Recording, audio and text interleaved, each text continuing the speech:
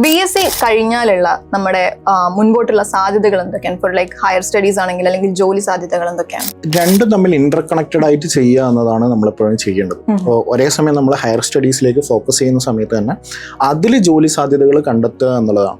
അപ്പോൾ നമ്മൾ ചിന്തിക്കേണ്ട ഒരു കാര്യം ടെക്നിക്കൽ സൈഡിൽ നിന്നുള്ള ജോലി നമുക്ക് എന്ത് കിട്ടും എന്നുള്ളതാണ്. സപ്പോസ് 3 വർഷം BSc കെമിസ്ട്രി പഠിച്ചു, അല്ലെങ്കിൽ 3 വർഷം നിങ്ങൾ സയൻസ് സബ്ജക്റ്റ് പഠിച്ചതിന് ശേഷം നിങ്ങൾ നേരെ PSc വഴികളിലേക്കോ അല്ലെങ്കിൽ മറ്റ് SSC വഴികളിലേക്കോ നീങ്ങുന്നതിന് പകരം നിങ്ങളുടെ ഡൊമൈനിൽ നിങ്ങൾ പെർഫെക്റ്റ് ആണ്. നിങ്ങളുടെ BScയിൽ നിങ്ങൾ അത്യാവശ്യം നിങ്ങളൊരു മാർക്ക് വാങ്ങിയിട്ടുണ്ടെങ്കിൽ അത് യഥാർത്ഥത്തിൽ നിങ്ങൾ വാങ്ങിയ മാർക്ക് ചിലപ്പോൾ വളരെ കൂടുതലോ വളരെ കുറവോ എന്നത് ഒരു വിഷയമല്ല ഇവിടെ. നിങ്ങൾ ആദ്യം വിശ്വസിക്കേണ്ടത് നിങ്ങൾ 3 വർഷം നിങ്ങളെ ആ സയൻസ് ഡിഗ്രിയിൽ നിങ്ങൾ വിശ്വസിച്ചിട്ടുണ്ട്, അതുകൊണ്ടാണ് നിങ്ങളത് പാസ്സായിട്ടുള്ളത്. അപ്പോൾ അതിനുശേഷം നിങ്ങൾ വേറെ വഴികളിലേക്ക് മാറാതെ നിങ്ങൾ എന്ത് ചെയ്യാം, MScക്ക് പോകാൻ വേണ്ടിയിട്ട് ട്രൈ ചെയ്യാം പരമാവധി.